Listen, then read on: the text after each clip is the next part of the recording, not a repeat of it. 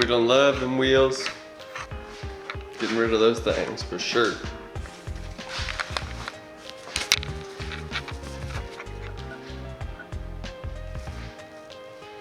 Yeah, one of the brake lines ran down there that we haven't connected just yet because we're going to change these out to the IS300 front calipers. So we got two pretty easy goals today. We're going to remove the AC compressor. We already took out the AC lines. So now that we got those out, go ahead and take it out. Like I was saying, we're going to have to put that support bracket there. I'll worry about that in a little while. May actually make one. We'll see. That or buy one. And then we're going to remove the fuel injectors as well, or at least try to. We've got some of the wiring harness pulled up, lifted up, and then the upper intake manifold's already removed. But we're going to try to get those injectors out. We already got the spark plugs out, but we're going to try to pull the rest of that out there. So we can get new stuff in, get it rocking.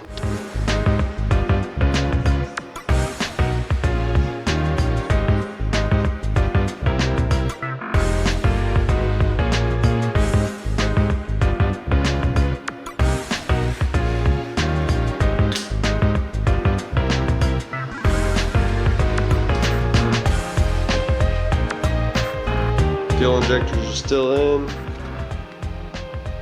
but we got the front end cleaned up some.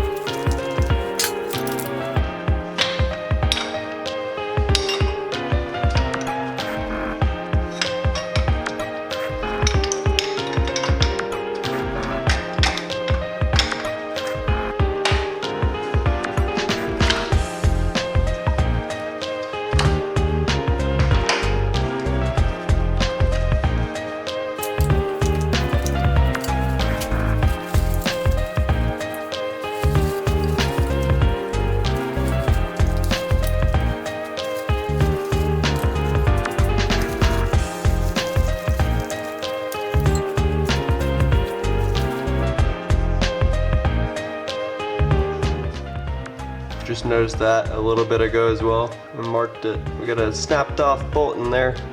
I did not do it, but we're gonna fix it. All right, so we got through pulling the injectors out and they came out pretty well. So we're moving on to getting the intake out. Intake's being swapped out, so it's coming out as well.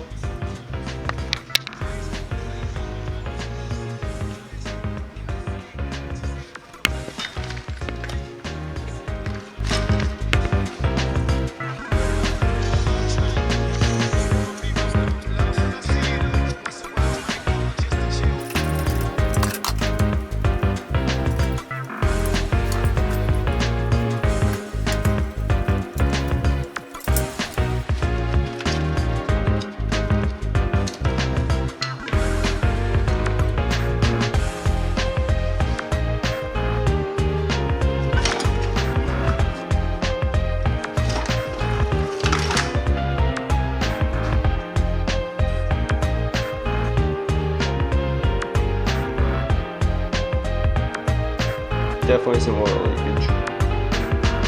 And there is where we will tap into our oil feed for the turbo. So you're probably watching this video going, is this dude ever gonna finish this car? Well, to be honest with you, if you're not subscribing, probably not. It is gonna take a while if I don't have a massive amount of people supporting me. So thank you for the ones that are, but let's get this build going.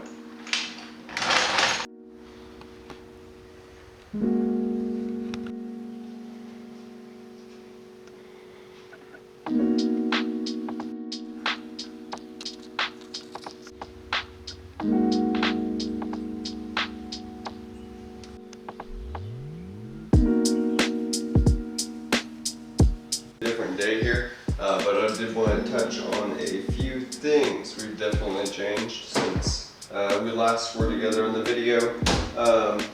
So we did get the whole intake manifold off, and then going through that, basically trying to eliminate as much as we can. We're going to keep some of the stock vacuum lines and everything. But we did go ahead and disconnect our power steering system. We're going to be relocating the reservoir due to intake manifold as much as the new one that we're going to be putting on there. So a couple things. So the new intake manifold will be sitting obviously about right here, and what I'm now realizing, which I'm sure maybe some of you have realized, is that our throttle body will be sitting about right here. So we are going to relocate the power steering reservoir, like I was saying. We have a couple of the lines that would definitely be an issue. But as far as everything else goes, we do have the ECU box right here. The ECU box can be relocated. I've seen people put it back here in between.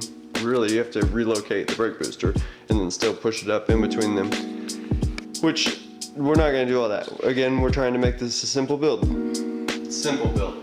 But still, what we have came about now is a pretty big issue that we're going to have to overcome. But I do have a solution. I don't really want to give it away just yet.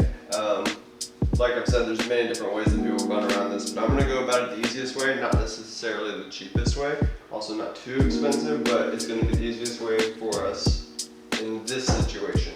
Because we do still have to pipe our intercooler, and we want to make sure we have enough room for the intercooler. Let's just say that relocating the power steering should be enough. So we did also get a brand new timing cover on order. The one we took off did break. And then we do have our lightweight pulleys for the crank, alternator, water pump, and the power steering. They're on the way as well. Then we also do have, and we are sending these out for powder coat. Those may be sent with a couple other items as well. One control arm sat about right there, and then we did pull out the shock or strut as well. We're going to be changing, well, we got to pull out our, I guess it's the front link, and it's going to be shortened just a little bit just for lowering purposes. And then maybe replacing the steering rack, but for now, got the inner and outer tie rod out, and then the calipers will be coming off, like I said.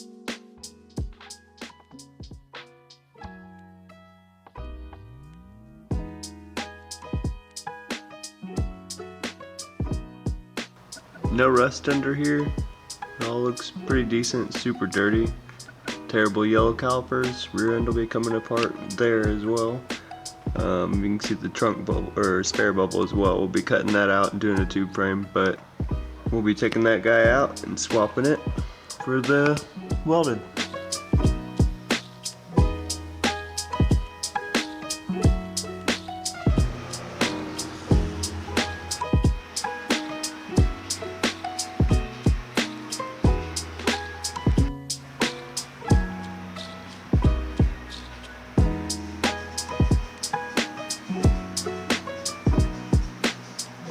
Basically where we're at, we got everything else pulled off the front end and got all new parts coming.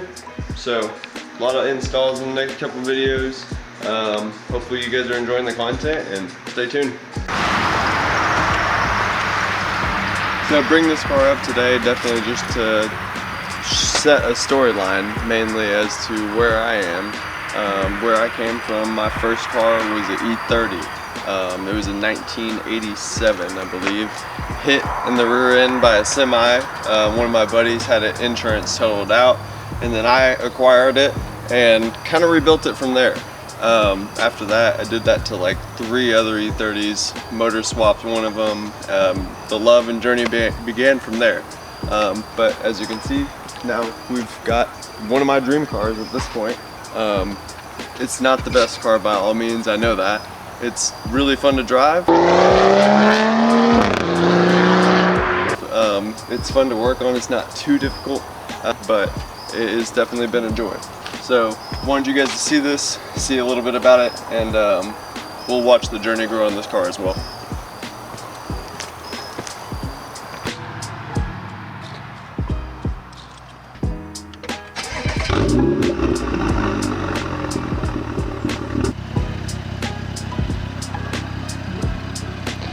So for the majority, it is stock. Again, it does have tune, downpipe.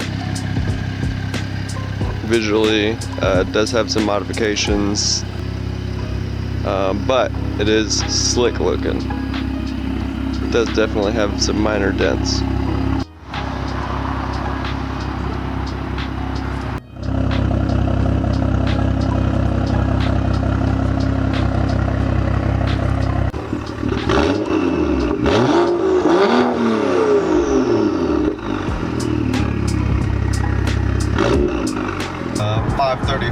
I, it's M Sport Edition technically, but it is just overplayed, overtuned, and unreliable.